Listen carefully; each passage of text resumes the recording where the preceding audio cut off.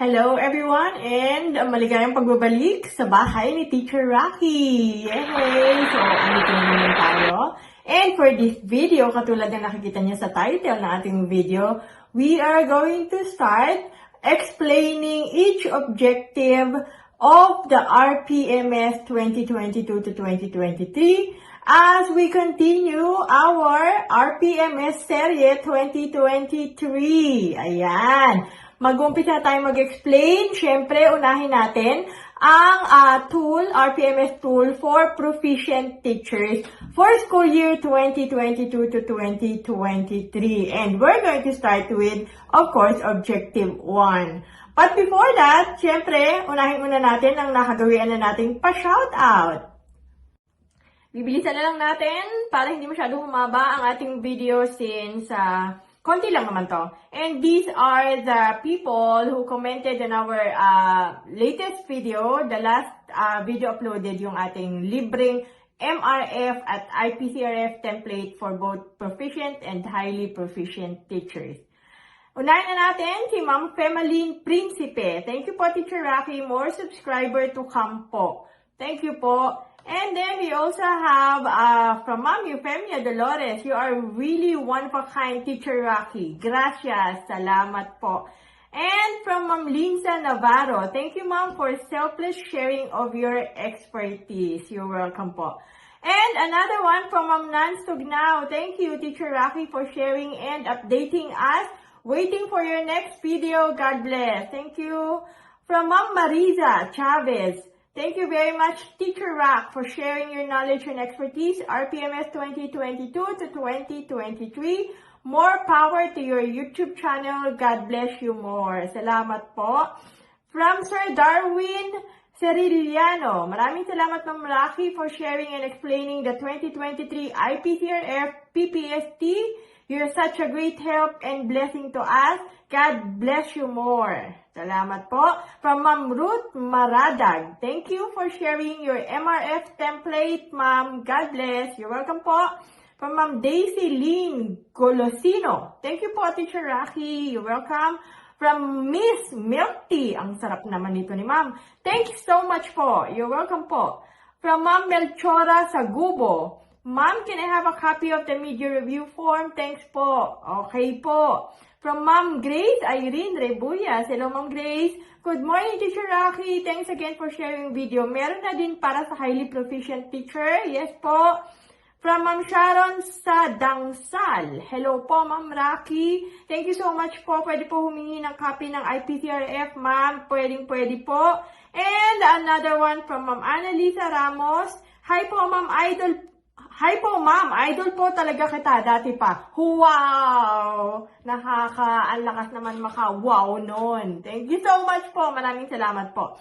And regarding po dun sa mga nagre-request ulit ng template, panoorin nyo lang po ang ating mga video and you will learn the instructions on how to request for template po. Una, you have to subscribe to our channel, of course, and do a screenshot of your subscription. Dapat makikita na nakasubscribe kayo.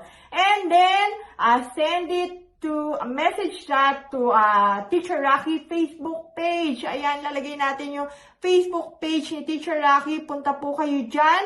Huwag po kayo mag-comment sa timeline. Mag-message po kayo. Okay? So, direct message nyo po si Teacher Rocky sa kanyang Facebook page at siya ay sumasagot naman. In fairness, straight away. Minsan nadi-delay. Siyempre, tao lang. Sorry naman. Charot. Okay, so, mag-request lang po kayo kahit anong request nyo. Huwag nyo lang akong pakakantahin.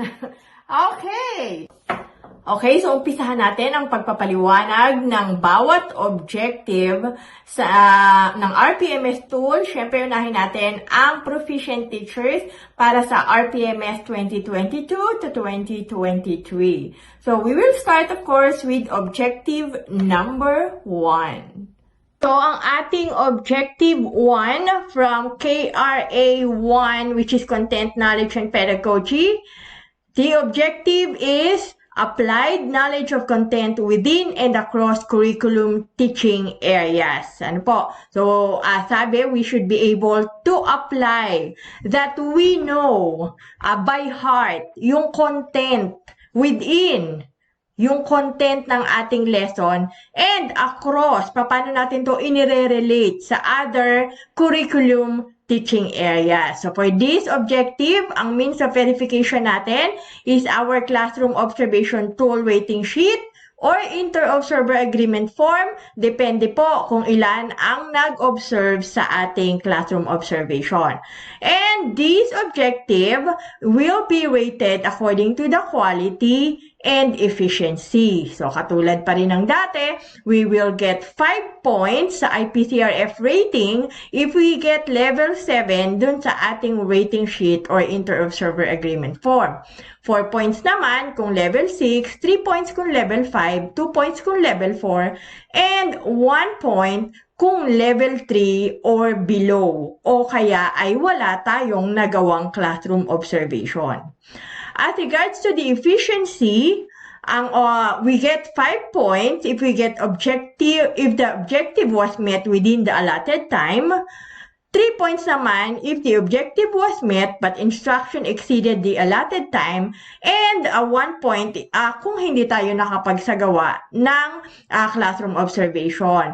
So, may I remind you na during your classroom observation, i-remind lang natin si observer to put a note dun sa remarks ng ating classroom observation tool whether or not we met the objective within the allotted time. Kasi isasama natin yon dun sa ating attachment para proof ng ating score under efficiency. Okay? So we have to be reminded again that according to DepEd Memorandum 008 Series of 2023, the guidelines for classroom observation for this school year po, only 2 classroom observations are required, which shall be conducted in the last 2 quarters. So, 2 beses lang tayo magka-classroom observation para sa school year na ito. Isa sa 3rd quarter at isa para sa 4th quarter. Now, Figure 5 provides for the schedule and distribution of the identified classroom observable indicators that shall be observed across quarters for proficient teachers. So, puntahan natin yon. Ito ang Figure 5. Schedule and distribution of classroom observable indicators across quarters for proficient teachers. So, mag-umpisa tayo sa Year 1, which is the school year 2022 to 2023. Kung mapapansin natin, 2 classroom observation for 3rd and 4th quarter. For objective number 1, which is our classroom observable indicator number 1, this should be observed both on our classroom observation, both on the 3rd and 4th quarter. So, 2 pong attachment ang kailangan natin. Yung ating rating during the 3rd quarter and the rating for the 4th quarter. Kung ano po ang naging rating natin for this classroom observable indicator or the objective 1. So, ito po yung ating example ng COT rating sheet na gagamitin po para sa ating classroom observation. So, ang objective number 1 is the classroom observable indicator number 1, applied knowledge of content within and across curriculum teaching areas. So, dito po, yung magiging score natin dito, ang magiging basis ng ating IPCRF rating. So, sabi nga, pag 7 ang rating natin, then we get 5 points. Pag 6, 4 points. Pag 5, 3 points. Pag 4, 2 points. Pagka 3 and lower, that's 1 point. And, syempre, we would always want to get the highest possible score. Kaya nga natin sinasagawa itong mga ganitong tutorial to make sure that we would always get the highest possible score. And I'm telling you, madali lang kunin ang highest possible score, especially for this objective. Ano po? So, paano ba tayo makakakuha? So, balikan natin uli ang ating RPMS tool. Objective 1, applied knowledge of content within and across curriculum teaching areas. So, paano natin masisigurado na makakakuha tayo ng highest possible score? What we need to do is to consult itong PPST 1.1.2. So, binigyan tayo ng DepEd ng guide on how we will be able to achieve the highest possible score or how we will be able to accomplish this objective. So, dun sa notes, sa may bandang baba, ayan, number 1, PPST Resource Package Module 1 offers illustrative and instructive information that can help Rati achieve the objective. So, that's PPST Indicator 1.1.2. So, yun daw ang pagbabasihan natin para ma-achieve natin ang objective na to and so that makakuha tayo ng highest possible score. So, let's see. Ito yung Philippine Professional Standards for Teacher Resource Package. So, ito yung tinutukoy dun sa RPMS tool. Kung saan, the Module 1 discussed this objective, which is apply knowledge of content within and across curriculum teaching areas.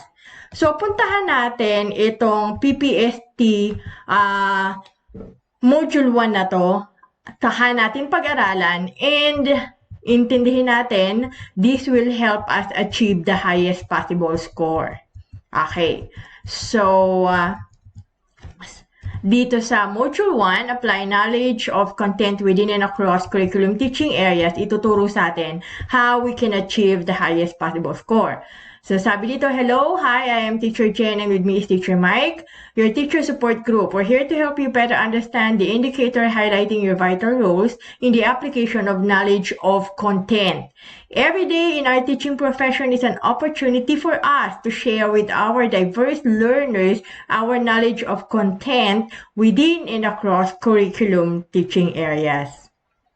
So to better understand this objective, let us discuss the key concepts of this objective.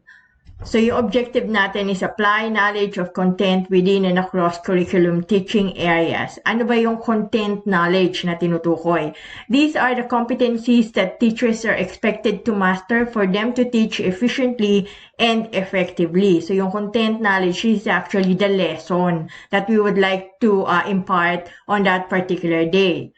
Curriculum areas is a different learning or subject areas taught and learned in the basic education curriculum. So, curriculum areas is the specific subject that we are handling at that time of classroom observation. So, pag sinabing within curriculum teaching areas, we have to apply knowledge and content within curriculum teaching areas, ibig sabihin, inclusion of appropriately chosen interdisciplinary topics and enabling learning competencies within the curriculum guide of a specific learning area and grade level. That means that we should have a thorough knowledge of the lesson that we would like to discuss for that day. Pag sinabi namang across curriculum teaching areas, this is making meaningful connections and including appropriate interdisciplinary topics and learning competencies cited in the curriculum guide of other learning areas in any grade level. Pag sinabing across curriculum teaching areas, this is how we try to include in our topic, in our lesson, other learning competencies from other learning areas in any grade level. So, mag-i-impart tayo, ipapasok natin in relation dun sa ating topic ang ibang mga learning competencies, ibig sabihin galing sa ibang subject area. Yun ang dapat natin maipakita during our classroom observation para ma-achieve natin yung objective that we are able to apply knowledge of content within and across curriculum areas. So, paano to ginagawa? Meron sila ditong sample na binigay kung saan naipakita through the lesson plan kung paano i-apply ang knowledge within and across curriculum area. So, in this part, welcome to our support group. It always feels great to help teachers who like to improve their practices. Teacher Sheila is a grade 8 teacher in technology and livelihood education. She handles mechanical drafting as part of the exploratory TLE. In her lesson on basic mensuration and calculation, she integrates enabling competencies in mechanical drafting and content in Araling Panlipunan in the teaching procedures. So yun yung pagpapakita that we were able to apply knowledge of content, yung kaalaman natin dun sa lesson na ituturo natin within yung ating kaalaman nung mismong topic and across paano natin i-integrate ang ibang learning competency sa ating topic. So here is an example of lesson plan na prepare ni Teacher Sheila, teacher ng grade 8 for the subject TLE. So, we have here the objective. Ang learning competency niya is perform basic mensuration and calculation. Ang expected learning outcome 1, to be able to select and use measuring instruments. So, the learning objectives, which is KSA, according to KSA, identify the drafting tools and drawing instruments, use the drafting tools and drawing instruments, show appreciation of the use of the drafting tools and drawing instrument by thinking of ways on how to apply them in daily lives. So the content, drafting tools and drawing instrument. So ayan, may learning resources and then she started the procedures. Dito, hinighlight itong letter B ng procedures, establishing a purpose for the lesson. Kung saan pinaliwanag ni Teacher Sheila kung paano niya isinagawa.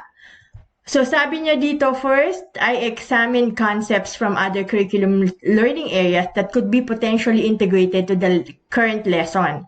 Next, I determine the learner's knowledge and skills necessary to serve as basis for the level of integration to the subject matter. So, I use previous discussion on shapes as reference to the current lesson. So, in-integrate niya dito ang tungkol sa discussion about shapes. Okay? So, kung mapapansin nyo, sa kanyang letter B, establishing a purpose for the lesson, nagkaroon siya ng flag quiz. Kung saan, she asked the student to identify the flags of the different Southeast Asian countries and give the shapes and symbols used. So the questions to be asked, what country does this flag represent? What are the shapes, symbols used in this flag?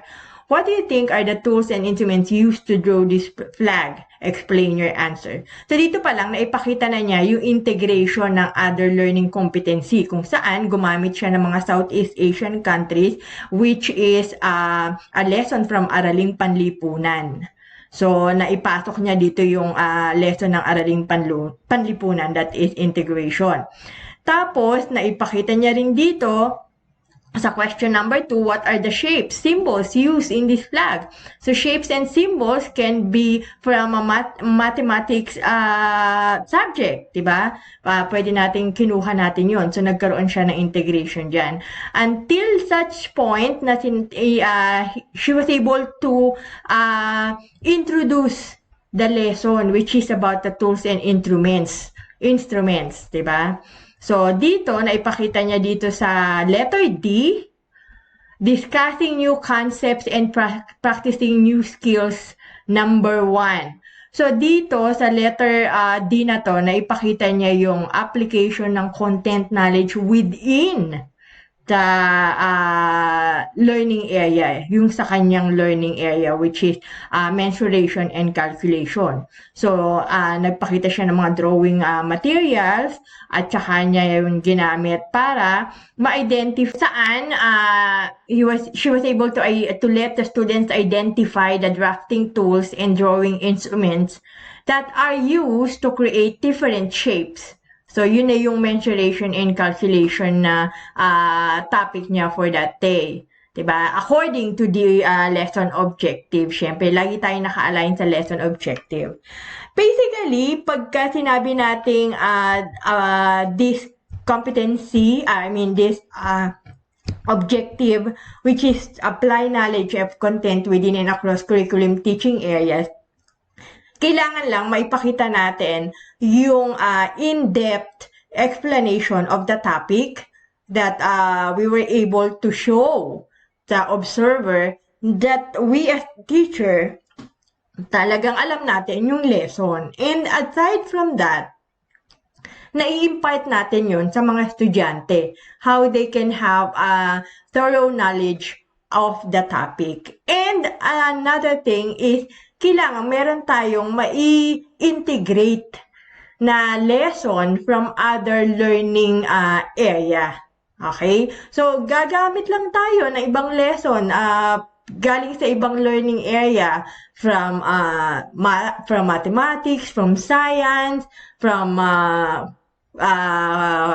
araling panlipunan, from MAPE, i-integrate lang natin. Kailangan lang may pakita natin na na-integrate natin yung lesson natin. This is related then, may pakita natin how it is related then to other learning competencies sa ibang learning areas. Okay? So, yun po. Yun yung example ng lesson plan that was given in this PPST module. So, ayan na yung lesson plan niya. Tapos, dito sa evaluating learning, which is performance activity, na ipakita ni Teacher Sheila that she was able to develop an assessment strategy that would incorporate intra and interdisciplinary content in the performance task. Ano ba yung pinagawa niya dito? Sabi niya dito, using different drafting tools and drawing instruments in mechanical drafting, which is the topic of, which is actually her topic, diba? So, create a flag of any Southeast Asian country that is not presented on the discussion.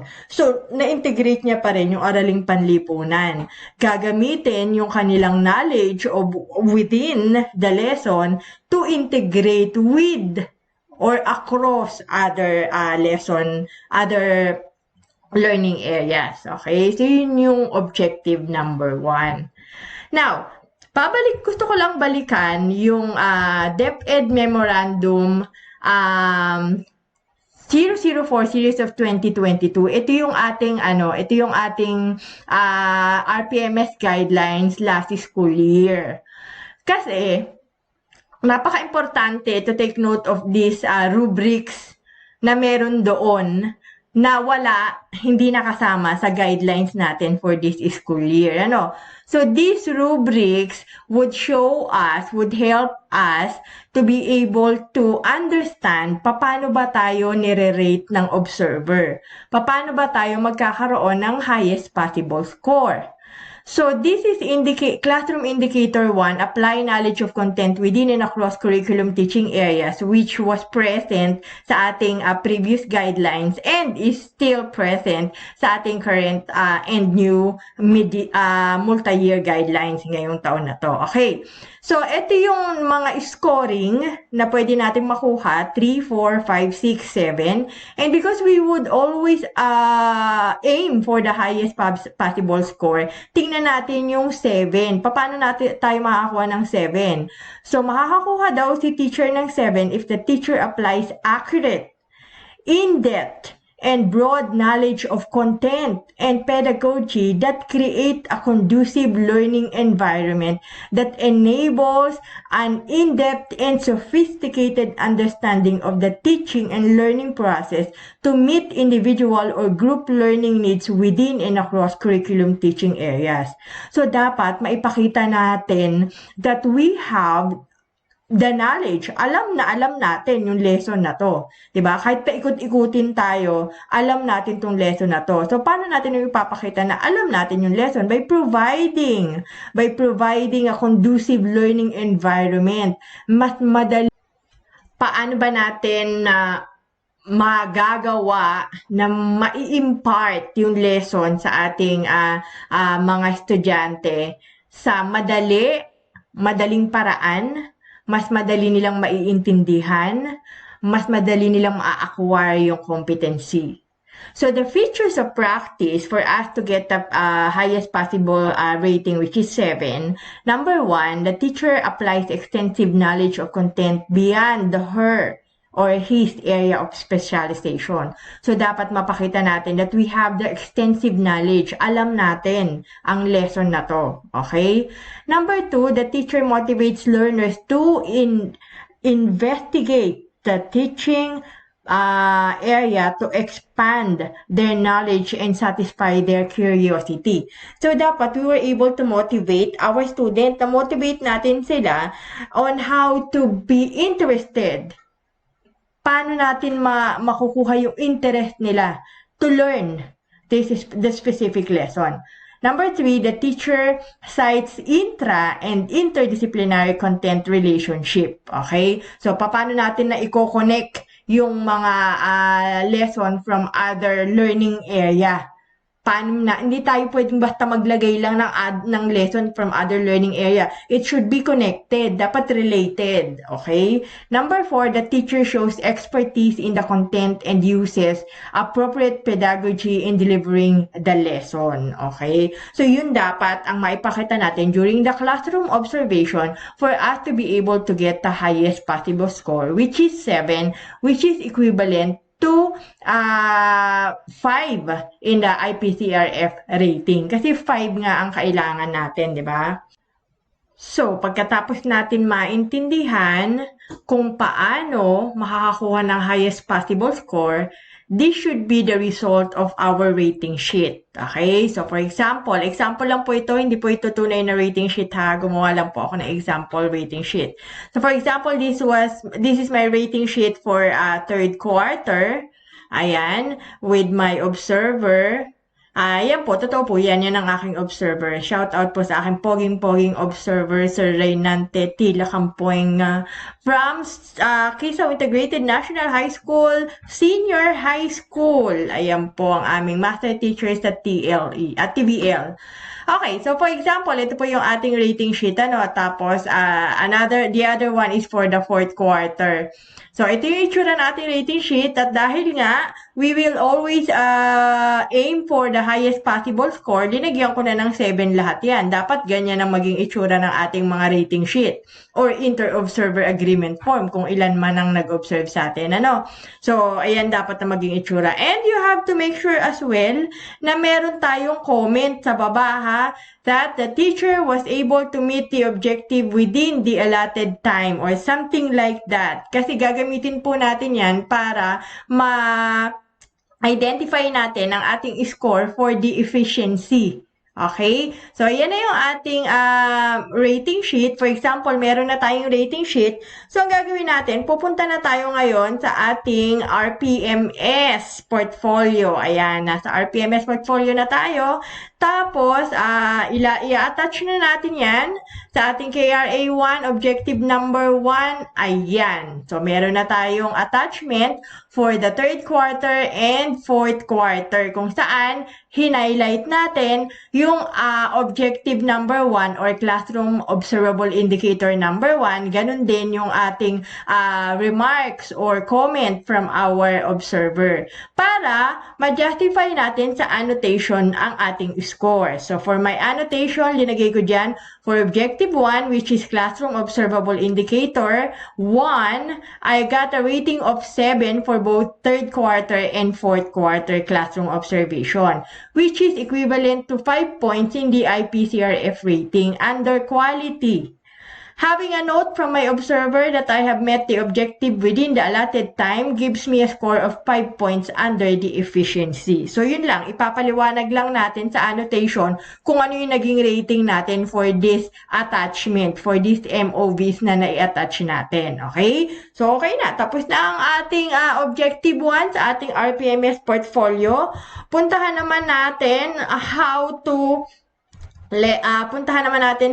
we will be able to compute for our IPCRF rating. So, ganito yung magiging computation ng IPCRF rating natin. So, yung unang table is for the quality at yung pangalawa is for efficiency. So, ang means of verification natin, COT rating sheet 1 and 2. So, ilalagay natin yung ating COT rating for each classroom observation and the equivalent RPMS 5-point scale rating. Tapos, COT1 plus COT2 divided by 2, that's the average. In 3 decimal places. Tapos, equivalent RPMS rating for quality. So, ganun din sa computation ng efficiency, wala na yung COT rating na column, kasi wala namang man nire-rate yan sa COT.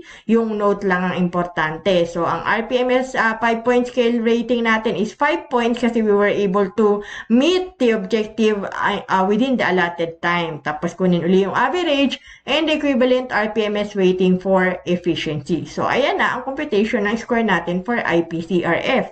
Therefore, pwede na natin yang ipasok sa ating IPCRF rating sheet. Okay? So, ito na yung ating IPCRF rating sheet for Proficient Teachers. So, ayan na, nalagyan ko na ng name of employee, position, name of rater, ang aking poging-poging rater, which is a Master Teacher 1. Wala pa yung date of review, So, kung mapapansin nyo, after I type all those parts, mag-a-appear na yan sa baba, automatic. Hindi na natin kailangang i-type yung portion na to. Kasi, naka-formula na yan.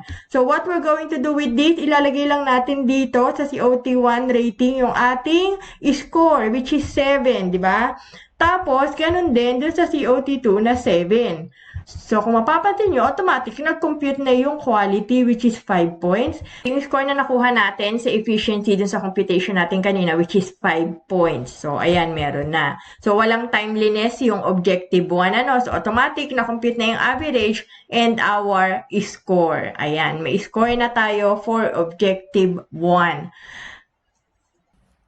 So that's it for our objective number 1, apply knowledge of content within and across the curriculum teaching area. So, sana po ay naintindihan nyo at nakafollow kayo at naunawaan kung paano tayo makakakuha ng highest possible score para sa objective number 1, which is always our aim. Okay? So, that's it for our explanation for objective number 1. Dito pa rin sa ating RPMS Serie 2023. And I hope to see you again sa ating next video, which we will discuss about objective number 2 naman. Don't forget to hit that like button if you like this video. At kung hindi pa po kayo nakaka-subscribe, please do subscribe and hit that notification bell para po lagi kayong mano-notify. Lagi kayong masasabihan ni YouTube pag may bago tayong posted na video para hindi kayo mahuli sa ating RPMS serye. Maraming salamat po sa inyong lahat para sa inyong suporta sa ating channel. And kung meron pa pong may kailangan ng template, you just have to go to our Facebook page. Give me a direct message sa ating Facebook page and tell me your request para po ma-share natin sa inyo ang ating mga ginawang free RPMS and IPCRF template. Maraming salamat po. God bless everyone and keep safe.